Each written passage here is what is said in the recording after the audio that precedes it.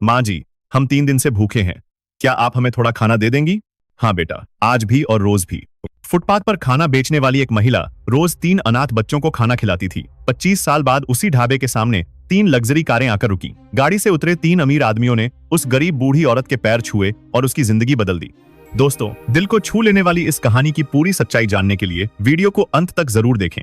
शांतिपुर की तंग गलियों के बीच बना वह छोटा सा घर, जहां चमेली की बेल मुख्य द्वार पर लिपटी रहती थी, राधा और हरीश का आशियाना था। राधा के लिए वह घर सिर्फ ईंट पत्थरों का ढांचा नहीं, बल्कि उसके सपनों का मंदिर था। हरीश, जो एक निजी दफ्तर में मामूली क्लर्क था, स्वभाव से बेहद सरल और मृदुभाषी था। उनकी शादी को 5 साल बीत चुके थे। इन 5 सालों में प्रेम तो बहुत था, लेकिन घर के आंगन में वह किलकारी नहीं गूंजी थी जिसकी हसरत हर सुहागन को होती है। राधा अक्सर शाम को खिड़की के पास बैठकर पड़ोस के बच्चों को खेलते देखती और चुपके से अपनी सूनी गोद पर हाथ रख लेती। उसकी आंखों में एक अजीब सी वीरानी तैर जाती, जिसे वह दुनिया से छिपाए रखती थी। इस वीरानी को और भी गहरा कर देती थी उसकी सास, सावित्री देवी। सावित्री देवी का व्यक्तित्व किसी सख्त चट्टान जैसा था, जिसकी कड़वाहट राधा को रोज सहनी पड़ती थी। एक सुबह जब राधा आंगन की सफाई कर रही थी, सावित्री देवी ने ताना मारते हुए कहा, 5 साल हो गए राधा, हरीश ने अगर किसी ऐसी लड़की से शादी की होती जो उसे वंश दे पाती, तो आज मेरी बूढ़ी आंखों को अपने पोते का मुंह देखने को मिल जाता। तू तो पत्थर की मूरत निकली, जिससे सिर्फ उम्मीदें टूटती हैं। राधा के हाथ से झाड़ू छूट गया। उसकी पलकें भीग गईं, पर उसने पलटकर कोई जवाब नहीं दिया। वह बस धीरे से रसोई में चली गई और अपनी सिसकियों को आंचल में दबा लिया। हरीश अपनी पत्नी की इस खामोश पीड़ा को समझता था। एक रात उसने राधा का हाथ अपने हाथ में लेकर बहुत ही कोमल स्वर में कहा, राधा, मैं तुम्हें इस घुटन भरे माहौल से दूर ले जाना चाहता हूँ। चलो कुछ दिन मनाली की वादियों में बिताते हैं, वहां का सुकून शायद तुम्हारे जख्मों पर मरहम लगा दे। राधा ने मना करने की कोशिश की, पर हरीश की आंखों में छिपे प्यार को देख वो टाल ना सकी। मनाली की बर्फीली हवाओं और पहाड़ों की ऊंचाइयों के बीच वे 10 दिन किसी जादू की तरह बीते। वहीं एक पुराने शिव मंदिर की सीढ़ियों पर उनकी मुलाकात एक सिद्ध पहाड़ी बाबा से हुई। बाबा की सफेद दाढ़ी और शांत आंखों ने जैसे राधा के अंतर्मन को पढ़ लिया। राधा की व्यथा जानकर बाबा ने उसे कुछ पहाड़ी जड़ी बूटियां दी और उसके सिर पर हाथ रखकर आशीर्वाद देते हुए धीमे स्वर में कहा, धीरज रख बेटी, प्रकृति कभी किसी का हाथ खाली नहीं छोड़ती। अब तेरी गोद सूनी नहीं रहेगी, यह महादेव का संकेत है। उन शब्दों ने राधा के मुरझाए मन में उम्मीद की एक नई कोंपल जगा दी। मनाली से लौटने के बाद राधा के दिन बदलने लगे। उसे अक्सर थकान महसूस होती और सुबह के वक्त जी मिचलाने लगता। एक दोपहर जब वह घर का झाला साफ कर रही थी, अचानक उसके सिर में तेज चक्कर आया और वह फर्श पर बेसुध होकर गिर पड़ी। जब उसकी आंखें खुली तो उसने खुद को हरीश की गोद में पाया। हरीश के चेहरे पर गहरी चिंता थी। वह उसे पानी पिलाते हुए घबराकर बोला, राधा, तुम ठीक तो हो? मैं तुम्हें अभी डॉक्टर के पास ले जाता हूँ। तभी अचानक हरीश के फोन की घंटी बजी। उसके दफ्तर से कॉल था। कंपनी के एक बड़े प्रोजेक्ट में भारी तकनीकी खराबी आ गई थी और उसका तुरंत पहुंचना अनिवार्य था। हरीश ने बेहद मजबूरी में राधा के माथे को चूमते हुए कहा, राधा, मुझे ऑफिस निकलना ही होगा। तुम टैक्सी करके पास वाले क्लिनिक चली जाओ। मैं सीधा वहीं पहुंचने की कोशिश करूंगा। अपना ध्यान रखना मेरी जान। राधा अकेले क्लिनिक पहुंची। डॉक्टर ने कुछ टेस्ट किए और फिर मुस्कुराते हुए फाइल राधा की ओर बढ़ाई। मुबारक हो राधा जी, आप मां बनने वाली हैं। राधा को लगा जैसे पूरी कायनात थम गई है। उसकी आंखों से खुशी के आंसू झरझर बहने लगे। उसने कांपते हाथों से तुरंत हरीश को फोन लगाया। हरीश उस समय अपनी कार से तेज गति में हाईवे पर था। जैसे ही उसने फोन उठाया, राधा ने चहकते हुए और सिसकते हुए कहा, हरीश सुनिए, हम माँ बाप बनने वाले हैं। बाबा का आशीर्वाद सच हो गया। हमारे घर नन्हा मेहमान आने वाला है। यह सुनते ही हरीश की खुशी का ठिकाना न रहा। उसने कार के स्टीयरिंग पर हाथ मारते हुए चिल्लाकर कहा, क्या सच? राधा, मैं सबसे खुशकिस्मत इंसान हूँ। मैं अभी क्लिनिक आ रहा हूँ। हम साथ में अपनी इस नई जिंदगी का जश्न मनाएंगे। मैं अपना केस खुद लड़ूंगा और दुनिया को दिखा दूंगा कि। लेकिन उसका वाक्य अधूरा रह गया। फोन के दूसरी तरफ राधा को एक जोरदार चीख और फिर धातु के टकराने की भयानक आवाज सुनाई दी। हरीश, हरीश, राधा चिल्लाई, पर वहां सिर्फ एक डरावना सन्नाटा था। राधा क्लिनिक के बाहर बदहवास होकर सड़क पर दौड़ने लगी। बार बार कॉल मिलाती रही पर फोन नहीं लगा। तभी उसके फोन पर एक अज्ञात नंबर से कॉल आया। एक पुलिस अधिकारी ने अत्यंत भारी आवाज में पूछा, क्या आप हरीश जी की पत्नी हैं? हाईवे पर एक भयानक एक्सीडेंट हुआ है। आपके पति की कार एक अनियंत्रित ट्रक से टकरा गई है। हरीश जी अब इस दुनिया में नहीं रहे। राधा के हाथ से फोन और उसकी प्रेगनेंसी रिपोर्ट दोनों सड़क पर गिर गए। बारिश की चंद बूंदों ने उस रिपोर्ट को गीला कर दिया। कुछ ही पलों पहले जिसे अपनी कोख में नई जिंदगी का एहसास हुआ था, उसे क्या पता था कि उसी पल उसकी पूरी दुनिया उजड़ चुकी थी। वह वहीं जमीन पर बैठ गई। न उसके पास आंसू थे और न ही आवाज। बस एक अंतहीन अंधेरा उसके सामने था। हरीश की मृत्यु का समाचार राधा के लिए केवल एक खबर नहीं, बल्कि उसके समूचे अस्तित्व का अंत था। अस्पताल का वह गलियारा, जहां कुछ घंटों पहले वह मातृत्व की खुशी में झूम रही थी, अब किसी श्मशान शांत और भयावह लग रहा था। हवा में फैली फिनाइल की तीखी गंध और दीवारों की सफेदी राधा की आंखों में चुभ रही थी। वह एक बिस्तर पर निर्जीव सी पड़ी थी। उसकी नजरें छत पर लगे पंखे की धीमी गति पर टिकी थीं, पर उसे कुछ भी साफ दिखाई नहीं दे रहा था। उसके कानों में अब भी हरीश की वह आखिरी खुशी भरी चीख गूंज रही थी। तभी कमरे का भारी दरवाजा धीरे से खुला और डॉक्टर अंदर आए। उनके चेहरे पर छाई गंभीरता ने बिना बोले ही बहुत कुछ कह दिया था। डॉक्टर ने राधा के पास आकर बहुत ही धीमी और संवेदना भरी आवाज में कहा, राधा जी, खुद को संभालिए। अत्यधिक मानसिक आघात और भारी रक्तस्राव के कारण हम आपके गर्भ को नहीं बचा सके। आपका गर्भपात हो गया है। यह सुनते ही राधा के भीतर जैसे कुछ टूटकर बिखर गया। वो ना तो रोई ना ही चिल्लाई, बस उसकी आंखों से आंसुओं का एक सैलाब बह निकला। एक ही दिन में नियति ने उससे उसका सब कुछ छीन लिया था। वह हमसफर जो उसकी ढाल था और वह नन्हा सपना जो अभी उसके भीतर आकार लेना शुरू ही हुआ था। अभी वह इस असहनीय पीड़ा को महसूस ही कर रही थी कि कमरे का दरवाजा एक झटके से खुला। सावित्री देवी, जिनका सफेद लिबास उनके विधवा होने की गवाही दे रहा था, अंदर दाखिल हुई। उनकी आंखों में पुत्र के खोने का दुख तो था, पर उससे कहीं ज्यादा राधा के प्रति नफरत और जहर भरा था। वे राधा के बिस्तर के पास पहुंची और अपनी उंगली उसकी ओर उठाते हुए दहाड़कर बोली, देख लिया अपनी मनहूसियत का तमाशा? खा गई ना मेरे जवान बेटे को। मैंने तो उसी दिन कहा था कि यह लड़की हमारे घर के लिए काल है। तू सिर्फ एक अपशगुन है राधा, जिसने इस घर की खुशियों को निगल लिया। राधा ने कांपते हाथों से अपनी सास के पैर पकड़ने की कोशिश की और रुंधे हुए गले से गिड़गिड़ाते हुए कहा, मां जी, ऐसा मत कहिए। मेरा तो सब कुछ लुट गया। मैंने अपना बच्चा भी खो दिया। हरीश की आखिरी निशानी भी चली गई। लेकिन सावित्री देवी का पत्थर जैसा दिल जरा भी नहीं पसीजा। उन्होंने घृणा से अपना पैर पीछे खींच लिया और चिल्लाई, कैसा बच्चा? वह तो मेरे वंश का चिराग था, जिसे तूने अपनी काली छाया से जन्म लेने से पहले ही बुझा दिया। तू इतनी अभागन है कि तेरी वजह से मेरा बेटा मरा और तेरे ही पापों के कारण वह नन्हा जीव भी मर गया। अब यहाँ सहानुभूति का ढोंग मत कर। मुझे पता है तू अब हरीश की जायदाद पर नजर गड़ाए बैठी है, पर याद रखना, मैं एक अपशगुन औरत को अपने बेटे की कमाई को हाथ भी नहीं लगने दूंगी। इस घर के दरवाजे तेरे लिए हमेशा के लिए बंद हैं। राधा सन्न रह गई। उसे विश्वास नहीं हो रहा था कि जिसे उसने मान माना वह उसे इस हाल में सड़क पर फेंकने के लिए तैयार थी। सावित्री देवी ने उसे धक्का देते हुए कहा, निकल जा यहां से। अपनी यह मनहूस सूरत लेकर कहीं भी मर जा, पर मेरे सामने फिर कभी मत आना। 3 दिन बाद जब राधा को अस्पताल से छुट्टी मिली तो उसके पास सिर छिपाने के लिए कोई छत नहीं थी। उसके माता पिता सालों पहले दुनिया छोड़ चुके थे और ससुराल वालों ने उसे कुलक्षणी कहकर धत्कार दिया था। वह अस्पताल के गेट पर एक छोटे से थैले के साथ खड़ी थी। चिलचिलाती धूप उसके चेहरे को झुलसा रही थी, पर उसके भीतर एक बर्फीली खामोशी छाई थी। सड़क पर गाड़ियां सनसन दौड़ रही थीं, पर राधा के लिए समय जैसे ठहर गया था।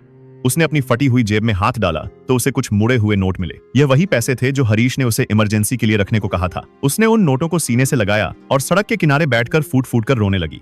मैं अब कहां जाऊंगी हरीश? क्या सच में मेरा प्यार ही तुम्हारे लिए काल बन गया? उसने सिसकते हुए शून्य में पूछा। अब उसके सामने एक लंबी, धूल भरी और गुमनाम सड़क थी, जिस पर उसे तन्हा ही चलना था। समाज ने उसे एक अभागन का ठप्पा लगाकर गलियों में भटकने के लिए छोड़ दिया था। वक्त अपनी मदमस्त चाल से चलता रहा और धीरे धीरे राधा के जख्मों पर यादों की धूल जमने लगी। ससुराल की चौखट से धत्कारे जाने के बाद राधा ने शहर के एक शोर शराबे वाले रेलवे स्टेशन के पास की एक तंग और बदबूदार बस्ती में पनाह ली।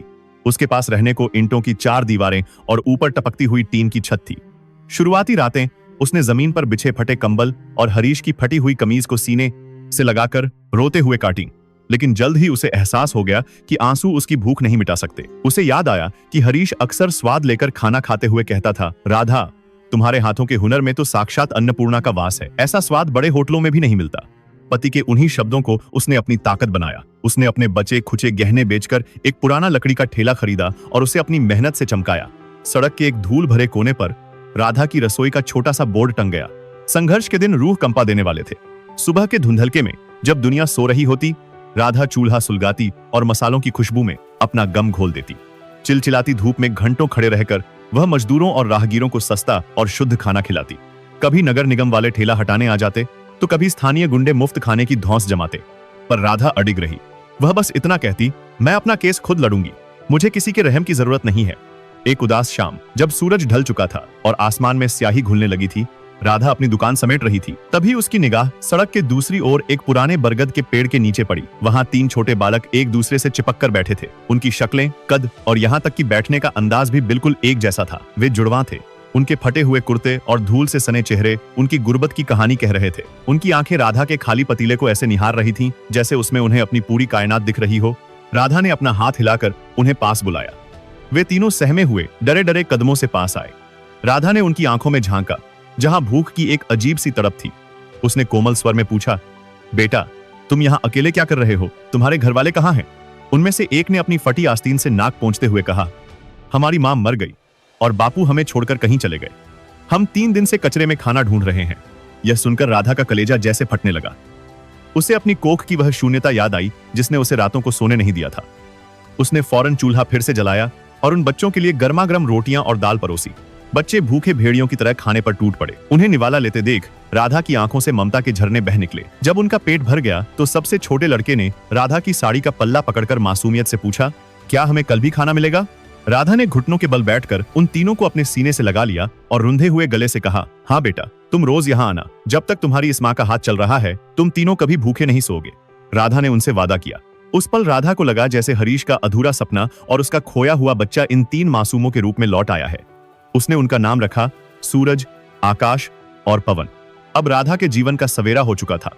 वो अब एक बेसहारा विधवा नहीं बल्कि 3 अनाथ बच्चों की मां बन चुकी थी।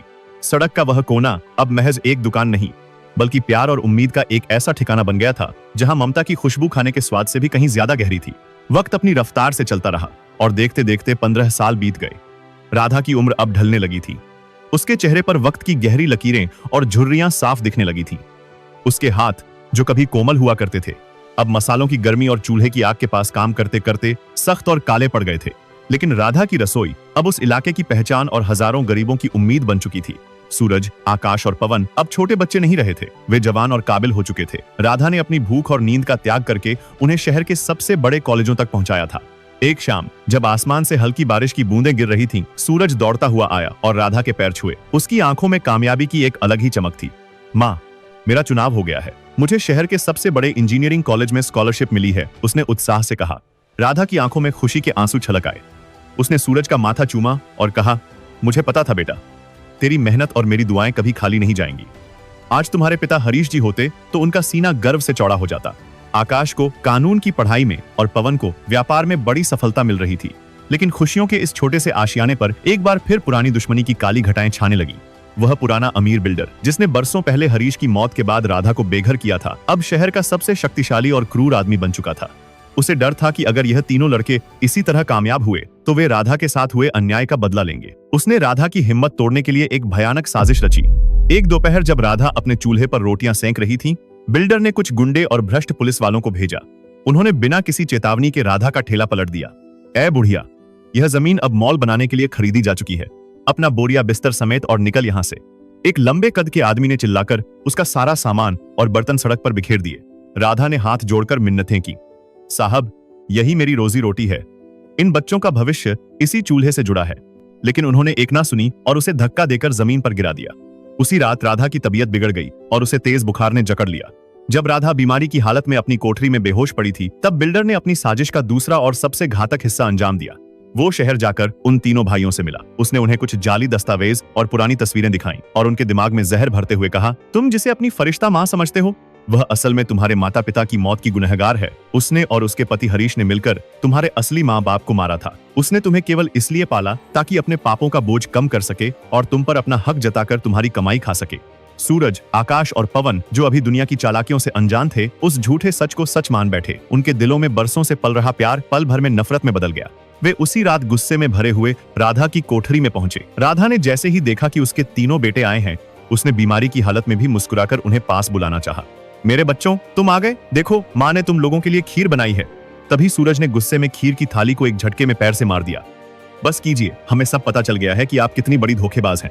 आपने सिर्फ अपने पाप छुपाने के लिए हमारा इस्तेमाल किया, सूरज ने कड़वाहट से कहा। राधा सन्न रह गई। उसे अपनी आंखों पर यकीन नहीं हो रहा था कि यह वही बच्चे हैं जिन्हें उसने अपने खून पसीने से सींचा था। आकाश ने चिल्लाकर कहा, आज से हमारा और आपका रिश्ता खत्म, हमें फिर कभी अपनी मनहूस शक्ल मत दिखाना। राधा ने रोते हुए उनका हाथ पकड़ना चाहा। बेटा, एक बार मेरी बात तो सुनो। मैंने तुम्हें अपनी कोख से नहीं जन्मा, पर अपनी जान से बढ़कर प्यार किया है। लेकिन उन तीनों के सिर पर नफरत का खून सवार था। वे अपनी अपनी पोटलियां उठाकर उस बीमार और बेसहारा औरत को अकेला छोड़कर अंधेरी रात में निकल गए। पवन ने जाते जाते मुड़कर कहा, एक दिन मैं इतना बड़ा आदमी बनूंगा कि आपकी इस असलियत का जवाब दे सकूं। अगले 10 साल राधा के लिए किसी जिंदा मौत से कम नहीं थे। वह फिर से अकेली रह गई। उसका शरीर और भी बूढ़ा और जर्जर हो गया। वह एक एक पैसे के लिए मोहताज हो गई। बस्ती के लोग उसे पागल बुढ़िया कहने लगे, क्योंकि वह रोज उसी मोड़ पर टकटकी लगाए बैठी रहती थी जहां से उसके बेटे उसे ठुकरा कर गए थे। उसने हरीश की वह पुरानी घड़ी अपनी कलाई पर आज भी बांध रखी थी। वो घड़ी जो अब बंद हो चुकी थी, बिल्कुल राधा की उम्मीदों की तरह वक्त की चक्की चलती रही और राधा की जिंदगी की शाम और भी धुंधली हो गई। अब वह 60 साल की हो चुकी थी। उसकी आंखों की रोशनी कम हो गई थी और वह मुश्किल से चल पाती थी। जिस चूल्हे पर वह कभी पकवान बनाती थी, अब वहां सिर्फ एक छोटा सा मिट्टी का बर्तन रहता था, जिसमें वह 2 वक्त की सूखी रोटियां सेंक लेती थी। गली के लोग उसे बीमार बुढ़िया कहकर पुकारते थे। वो अक्सर रात के सन्नाटे में बड़बड़ाती थी, सूरज, आकाश, क्या तुम्हें आज भी खीर पसंद है? उसके पास अब कुछ नहीं बचा था, सिवाय उन यादों के जो अब जहर की तरह उसे भीतर से काट रही थी। उधर शहर में वो ताकतवर बिल्डर अब अपनी आखिरी सांसें गिन रहा था। मौत के डर ने उसके भीतर के जमीर को जगा दिया था। उसने कांपते हुए हाथों से सूरज, आकाश और पवन को अपने पास बुलाया। मैंने तुम लोगों से बहुत बड़ा झूठ बोला था। राधा ने तुम्हारे माता पिता को नहीं मारा था, बल्कि उसने अपनी ममता की बलि दी थी ताकि तुम लोग पढ़ सको। वह जमीन, वो घर, सब मैंने धोखे से छीना था, बिल्डर ने खांसते हुए कहा और अपनी अलमारी की चाबी उन्हें सौंप दी, जिसमें सारे असली दस्तावेज रखे थे। यह सुनते ही तीनों भाइयों के पैरों तले जमीन खिसक गई। जिस औरत को उन्होंने अपशकुन और कातिल कहकर छोड़ दिया था, वह तो उनकी असली रक्षक थी।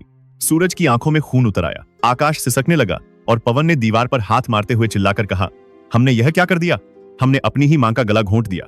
उनके पास अब दौलत थी, शोहरत थी, लेकिन रूह में एक ऐसा जख्म हो गया था जिसे कोई मरहम नहीं भर सकता था।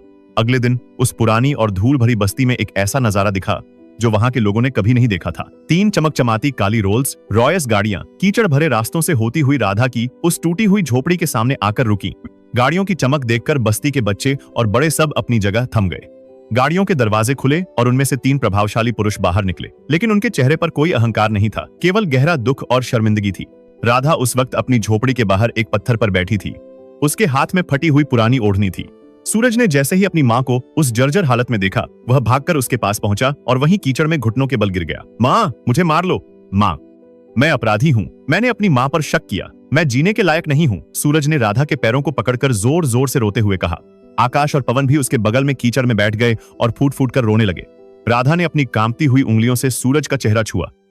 उसकी आंखों से आंसू तो नहीं निकले, पर आवाज में दर्द का दरिया था। मैं तुम्हें कब का माफ कर चुकी थी बच्चों, पर मेरा दिल उस दिन टूट गया था जब तुमने मेरी ममता को ही झुठला दिया था। मुझे तुम्हारी गाड़ियां नहीं चाहिए थी, मुझे बस तुम्हारा यकीन चाहिए था, उसने रुंधे हुए गले से कहा। पवन ने अपना सिर राधा की गोद में रख दिया और बोला, मां, हम आपको वापस लेने आए हैं। अब आप इस नर्क में एक पल भी नहीं रहेंगी। मैं अपना केस खुद लड़ूंगा और उस बिल्डर के खानदान से पाए पाए का हिसाब लूंगा जिसने हमें आपसे दूर किया। राधा ने सबको उठाया और उनके माथे चूमे। मां कभी अपने बच्चों से नफरत नहीं कर सकती, चाहे वह कितने भी बड़े अपराधी क्यों ना बन जाएं, उसने कहा। वे तीनों उसे सहारा देकर उन आलीशान गाड़ियों की ओर ले गए। पूरी बस्ती तमाशबीन बनी देखती रही कि कैसे एक तिरस्कृत बुढ़िया आज एक रानी की तरह विदा हो रही थी। शहर पहुंचकर उन तीनों भाइयों ने अपने सबसे बड़े बंगले का नाम राधा निवास रखा, लेकिन राधा ने चैन से बैठना पसंद नहीं किया। उसने अपने बेटों से कहा, अगर सच में प्रायश्चित करना चाहते हो तो मेरे नाम से एक राधा मेमोरियल आश्रम बनवाओ, जहां किसी भी अनाथ बच्चे को उसकी मां से दूर ना किया जाए और कोई भूखा ना सोए। आज राधा उसी आश्रम की रसोई संभालती है, लेकिन अब उसके पास हजारों बच्चे हैं और उसके 3 बेटे हर शाम उसके हाथ की वही सादी रोटी खाने आते हैं। हरीश की वह पुरानी तस्वीर अब आश्रम के मुख्य द्वार पर लगी है, जैसे वह मुस्कुराकर कह रहे हो कि प्यार और सच्चाई कभी नहीं हारती। दोस्तों, आपको यह कहानी कैसी लगी? अपनी राय हमें कमेंट में जरूर बताइए। अगर कहानी अच्छी लगी हो तो वीडियो को लाइक कीजिए और अपने दोस्तों के साथ शेयर करना ना भूलिए। और हाँ, आप यह वीडियो कहाँ से देख रहे हैं? अपने प्यारे गाँव या शहर का नाम भी कमेंट में जरूर लिखिए। ऐसी ही और दिल छू लेने वाली कहानियां सुनने के लिए हमारे चैनल को सब्सक्राइब करना ना भूलें। मिलते हैं अगली कहानी के साथ।